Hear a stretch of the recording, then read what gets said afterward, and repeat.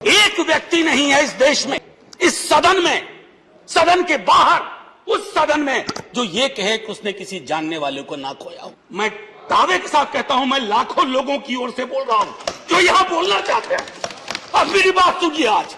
और सबसे पहले माफीनामा उन तमाम लोगों को जिनकी मौत को भी हम एक्नॉलेज नहीं कर रहे हैं, जो हम जान ही रहे हैं कि वो मारे गए। तो ये माफीनामा सर सिर्फ मेरा नहीं है। मैं इसलिए ये बात कह रहा हूं कि मई के महीने में मैंने 6 आर्टिकल लिखे। संसद चल नहीं रही थी, कहां अपनी शिकायत ले जाते, किससे कहते।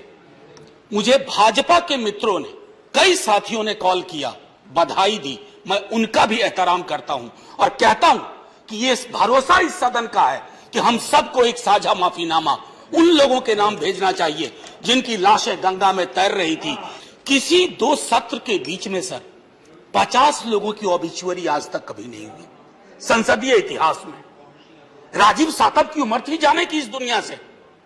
रघुनाथ महापात्रा जब मिलते थे गले लगाते थे, बोलते थे जय जगन्नाथ।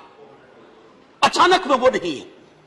ये पीड़ा व्यक्तिगत है, आंकड़ा मैं नहीं कहना चाहता हूं, मेरा आंकड़ा, तुम्हारा आंकड़ा, अपनी पीड़ा में आंकड़ा ढूंढिए।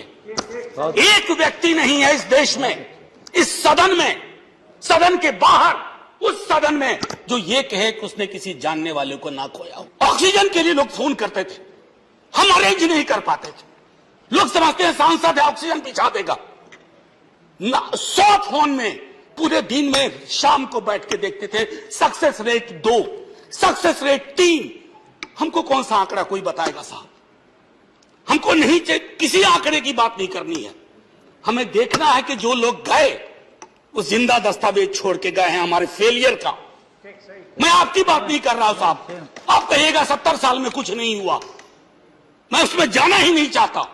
ये कलेक्टिव फेलियर है 47 से लेकर अब तक की सारी सरकारों का। क्या बना दिया हमने? मुझे पता नहीं था कि अस्पताल और ऑक्सीजन का क्या रिश्ता होता है सर। ईमानदारी से कहता हूं, मैं मेडिकल बैकग्राउंड से नहीं आता हूं। सुबह से लोगों को दिखता था ऑक्सीजन ऑक्सीजन, रेमडेसिविर। मैं तो दवाइयों के नाम तक शुरू में सर प्रोनाउंसिएशन चेक किए कि कैसे उच्चारण करूंगा। ये हालत है। और तब हम आंकड़ों की बात कर रहे हैं, तब हम ये बात कर रहे हैं थैंक यू फलाना साहब, चिलाना साहब। सर मैं यहां से निकलता हूं, बहुत बड़ा विज्ञापन लगा हुआ है, मुफ्त वैक्सीन, मुफ्त राशन, मुफ्त इलाज। सर एक मिनट, मैंने किसी नहीं, please I don't want my time. मैं किसी दल की ओर से आज नहीं बोल रहा हूं। मैं दावे के साथ कहता हूं, मैं लाखों लोगों की ओर से बोल रहा हूं जो यहां बोलना चाहते हैं। अब मेरी बात सुनिए आज। शिकायत नहीं कर रहा हूं आपसे। ये वेलफेयर स्टेट है ना।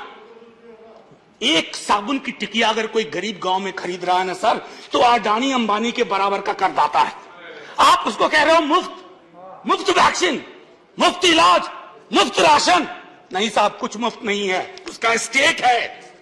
इस वेलफेयर स्टेट का कमिटमेंट है, उसको आप डिनाग्रेट मत करिए। वो 1.5 महीना कैसे बिताया है इस मुल्क ने। हमारे सदन के कोई लोग बड़े मुश्किल से बच के आए, हमें नाम नहीं लूंगा।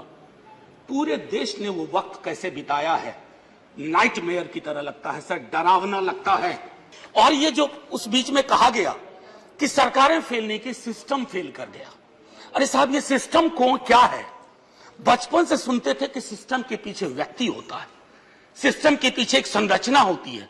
अगर वो सिस्टम फेल किया है, चाहे दिल्ली में या किसी गांव की गलियों में, तो वहां की सरकारें फेल की। सिस्टम का नाम इसे मत दीजिए, क्योंकि यही वो सिस्टम बनाते हैं। आहत हूं, जगाना चाहता हूं स्वयं को भी, आपको भी, क्योंकि अगर गंगा में तैरती लाशें, सर जिंदगी में डिग्निटी चाहिए, मौत में उससे बड़ी डिग्निटी चाहिए।